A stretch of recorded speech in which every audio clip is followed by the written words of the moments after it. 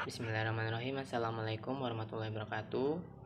Yang saya hormati Ibu Diah Mukminatul HMSY selaku dosen pengampu mata kuliah Fikih Muamalah beserta teman-teman akuntansi syariah B yang sudah bergabung pada presentasi kali ini.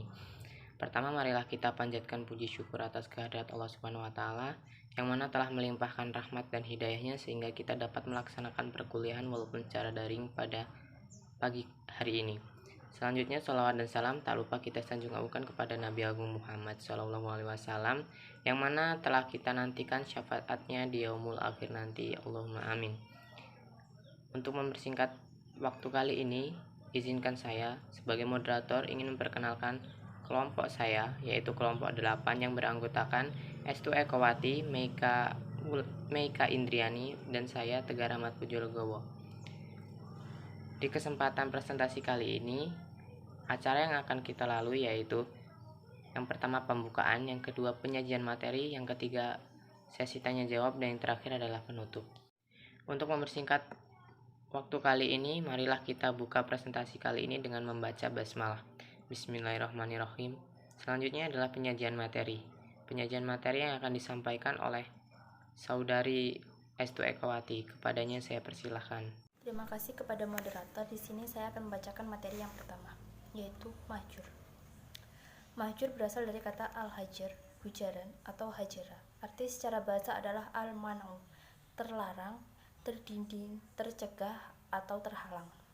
Menurut Idris Ahmad dalam bukunya Fikih Al-Syafi'ah berpendapat bahwa yang dimaksud dengan mahjur menurut istilah adalah orang-orang yang terlarang mengendalikan harta bendanya disebabkan oleh beberapa hal yang terdapat pada dirinya yang mengeluarkan pengawasan.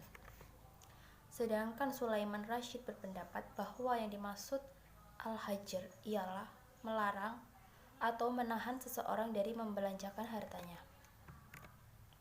Dalam kitab Masyu'ah Fiqhiyah disebutkan bahwa larangan pengelolaan harta ini dilakukan untuk yang pertama, kemaslahatan orang lain, seperti orang yang bangkrut atau muflis, orang yang membayar denda atau sisa hartanya dicekal hartanya yang tersisa untuk pemberi utang. Yang kedua, orang yang sakit keras untuk menjaga hak ahli waris yang akan ditinggalkannya. Selain itu, menurut Sulaiman Rashid pendapat bahwa tujuan mahjur adalah mahjur dilakukan untuk menjaga hak-hak orang yang dimahjur itu sendiri. Seperti yang pertama, anak kecil dilarang membelanjakan hartanya hingga beranjak dewasa dan sudah pandai mengelola dan mengendalikan hartanya. Orang yang sedang gila dilarang mengelola hartanya sebelum ia sembuh. Hal ini dilakukan juga untuk menjaga hak-haknya sendiri. Pemboros dilarang membelanjakan hartanya sebelum ia sadar. Hal ini juga untuk menjaga hak terhadap hartanya ketika ia membutuhkan pembelanjaannya. Yang selanjutnya, dasar hukum mahjur. Yang pertama itu Al-Quran. Allah Subhanahu wa taala berfirman dalam surat An-Nisa yang artinya, dan janganlah kamu serahkan kepada orang-orang yang belum sempurna akalnya atau hartanya mereka yang ada dalam kekuasaan yang dijadikan Allah sebagai pokok kehidupan. Berilah mereka belanja dan pakaian atau dari hasil harta itu, dan ucapkanlah kepada mereka kata-kata yang baik. Quran Surat An-Nisa ayat 5. Yang kedua, As-Sunnah. Rasulullah SAW bersabda, sesungguhnya Nabi SAW menahan harta Muaz dan beliau jual harta itu untuk membayar utangnya. Berdasarkan hadis tersebut, ulama fikih telah sepakat menyatakan bahwa seorang hakim berhak menetapkan seseorang pailit karena tidak mampu membayar hutang-hutangnya. Dengan demikian, secara hukum terhadap sisa hartanya dan dengan sisa hartanya itu, hutang itu harus lunas. Yang selanjutnya, sebab-sebab mahjur. Yang pertama, as-sabi atau anak kecil. Yang kedua, orang gila. Yang ketiga, orang yang kurang akalnya. Yang keempat, orang yang pailit. Yang kelima, orang yang sakit parah. Yang keenam, budak yang tidak diberi izin berjualan atau berdagang dari tuannya. Yang ketujuh, orang yang menggadaikan yang ke-8 orang yang murtad, yang ke-9 wanita yang bersuami. Yang selanjutnya, penyitaan harta muflis. Penyitaan dalam hukum ekonomi merupakan penitipan barang sengketa kepada pihak yang ketiga yang ditunjuk oleh pihak-pihak yang bersengketa atau oleh pengadilan. Sedangkan muflis yaitu orang yang mengalami pailit atau seseorang yang tekor di mana hutangnya lebih besar daripada asetnya.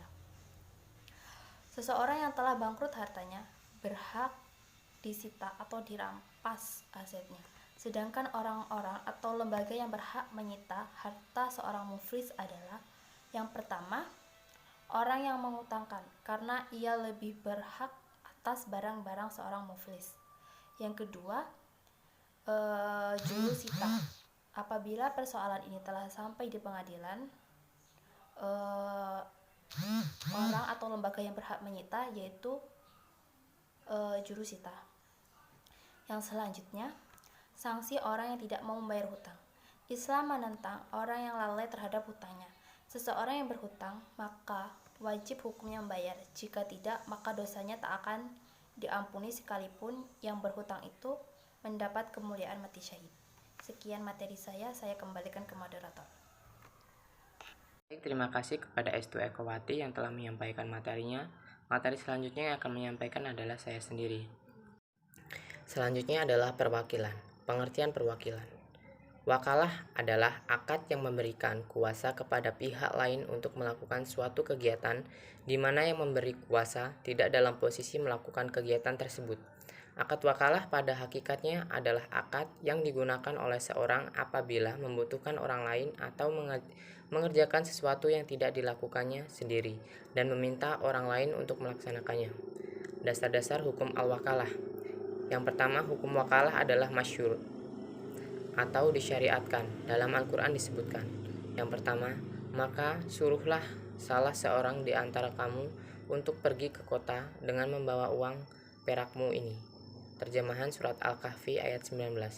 Yang kedua yaitu sesungguhnya zakat-zakat itu hanyalah untuk orang-orang fakir, orang-orang miskin, pengurus-pengurus zakat. Quran surah At-Taubah ayat 60. Dan yang kedua adalah sunnah. Rasulullah SAW semasa hidupnya pernah memberikan kuasa kepada sahabatnya. Di antaranya adalah membayar hutang, perwakilan menetapkan had dan membayarnya, mewakilkan pengurus unta, membagi kandang hewan dan lain-lain yang kemudian dapat dijadikan landasan keabsahan wakalah. Yang ketiga adalah ijma. Para ulama berpendapat dengan ijma atas dibolehkannya wakalah. Mereka mensunahkan wakalah dengan alasan bahwa wakalah termasuk jenis ta'wun atau tolong-menolong atas dasar kebaikan dan takwa. Selanjutnya adalah rukun dan syarat al-wakalah. Menurut jumhur ulama, rukun wakalah ada 4, yaitu yang pertama orang yang memberi kuasa, al-muwakil. Yang kedua orang yang diberi kuasa, al-wakil. Yang ketiga perkara atau hal yang dikuasakan atau al-takwil. Dan yang terakhir adalah pernyataan kesepakatan atau ijab dan qabul. Adapun syarat-syarat wakalah adalah sebagai berikut. Pekerjaan atau urusan itu dapat diwakilkan atau digantikan oleh orang lain. Pekerjaan itu dimiliki oleh muwakil sewaktu akad wakalah. Pekerjaan itu diketahui secara jelas, syigat hendaknya berupa lafal yang menunjukkan arti mewakilkan yang diiringi kerelaan dari muwakil. Selanjutnya adalah mewakilkan untuk berjual beli. Terkait dengan jual beli barang, ada 2 kebiasaan yang berlaku bagi orang mengangkat wakil dan delegasi. Pertama, terkadang muwakil hanya mewakilkan kepada seseorang untuk memberi pandangan terhadap barang saja. Kedua, ada kalanya muwakil menugaskan wakil untuk melihat barang dan sekaligus melakukan serah terima barang. Sempurnanya serah terima suatu barang yang diwakilkan adalah bisa diputus oleh wakil. Adapun utusan atau delegasi, maka ia hanya sekedar peran pengganti dari orang yang mengutus dalam menerima barang. Ada kalanya pihak yang diangkat wakil ditugaskan untuk mengajukan pandangan tentang barang yang dibeli saja. Selanjutnya ada akhir al-wakalah. Wakalah bukanlah akad yang berlaku abadi, tetapi bisa menjadi batal atau dibatalkan. Dalam hal ini, ada beberapa hal yang membatalkan wakalah itu batal dan berakhir, yaitu yang pertama ketika salah satu pihak yang berwakalah itu wafat atau gila. Yang kedua, apabila maksud yang terkandung dalam wakalah itu sudah selesai pelaksanaannya atau dihentikan maksud dari pekerjaan tersebut.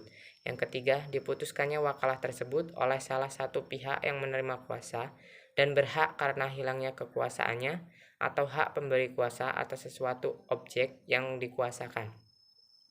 Yang keempat, dihentikannya aktivitas atau pekerjaan dimaksud oleh kedua belah pihak. Yang kelima, pembatalan akad oleh pemberi kuasa terhadap penerima kuasa yang diketahui oleh penerima kuasa. Yang keenam, penerima kuasa mengundurkan diri dengan sepengetahuan pemberi kuasa. Dan yang ketujuh atau yang terakhir yaitu gugurnya hak pemilikan atas barang bagi pemberi kuasa. Sekian materi yang dapat saya sampaikan. Materi selanjutnya akan disampaikan oleh Saudari Meika Indriani. Kepadanya saya persilahkan. Terima kasih kepada moderator. Di sini saya akan bacakan materi tentang wakaf.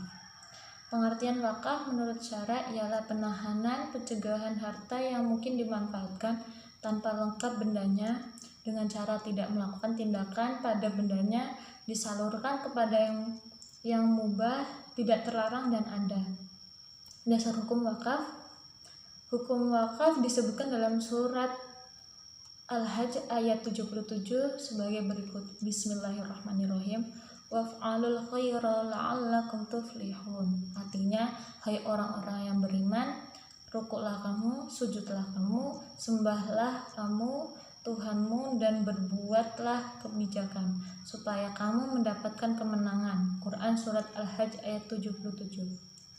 Hukum wakaf yang terdapat dalam dalil sunnah yaitu Rasulullah SAW bersabda yang artinya apabila anak cucu Nabi Adam manusia wafat, terputuslah amal perbuatannya kecuali dari 3 hal, yaitu sedekah jariah, wakaf, atau ilmu yang dimanfaatkan, atau anak soleh yang mendoakannya. Selanjutnya, ketentuan-ketentuan wakaf. Menurut Ahmad Ahar-Bashir, hadis tentang wakaf, Umar radhiyallahu anhu memperoleh ketentuan-ketentuan wakaf, yaitu harta wakaf harus tetap, tidak boleh dipindahkan kepada orang lain, baik dijual belikan, dihibahkan maupun diwariskan. Harta wakaf terlepas dari kepemilikan orang yang mewakafkan. Tujuan wakaf harus jelas dan itu termasuk dalam perbuatan baik menurut ajaran Islam. Selanjutnya, rukun dan syarat wakaf. Rukun wakaf yaitu sebagai berikut. Yang pertama, orang yang berwakaf disebut wakif. Yang kedua, harta wakaf yang diwakafkan disebut mauquf. Yang ketiga, tujuan wakaf disebut mauquf alaih. Yang keempat, pernyataan wakaf disebut sigat wakaf. Syarat-syarat wakaf bersifat umum, yaitu wakaf tidak dibatasi oleh waktu sebab wakaf berlaku untuk selamanya. Tujuan wakaf harus jelas seperti mewakafkan sebidang tanah untuk masjid.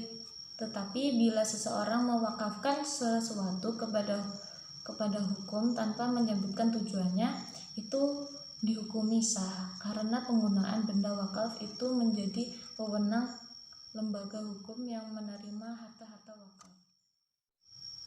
Macam-macam wakaf. Menurut para ulama, wakaf ada 2 macam, yaitu wakaf ahli khusus dan wakaf khairi umum. Wakaf ahli disebut juga wakaf keluarga atau wakaf khusus.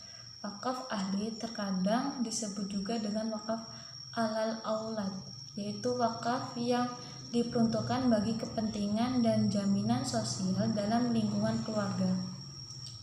Wakaf khairi secara tegas diperuntukkan untuk kepentingan agama atau masyarakat umum, seperti wakaf yang diserahkan untuk pembangunan masjid atau rumah sakit. Selanjutnya, syarat-syarat wakif. Wakif dibolehkan menentukan syarat-syarat penggunaan harta wakif. Syarat-syarat itu harus dihormati selama sejalan dengan ajaran Islam.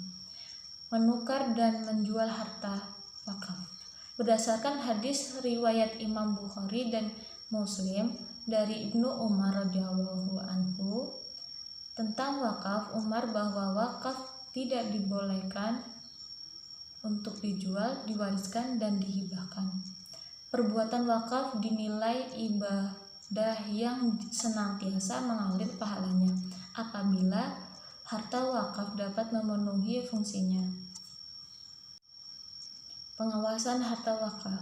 Pengawasan harta wakaf itu adalah hak wakif, tetapi boleh diserahkan kepada pengawas, kepada yang lain, baik lembaga maupun perorangan. Syarat-syarat pengawas wakaf yang bersifat perorangan sebagai berikut. 1. Berakal sehat. 2. Baligh. 3. Dapat dipercaya. 4. Mampu melaksanakan urusan-urusan wakaf. Baik, terima kasih. Saya kembalikan ke moderator. Terima kasih kepada Saudari Meika Indriani yang telah menyampaikan materinya. Sekian materi yang dapat kami sampaikan. Kurang dan lebihnya saya mohon maaf. Kepada Allah saya mohon ampun. Akhirul kalam. Wassalamualaikum warahmatullahi wabarakatuh.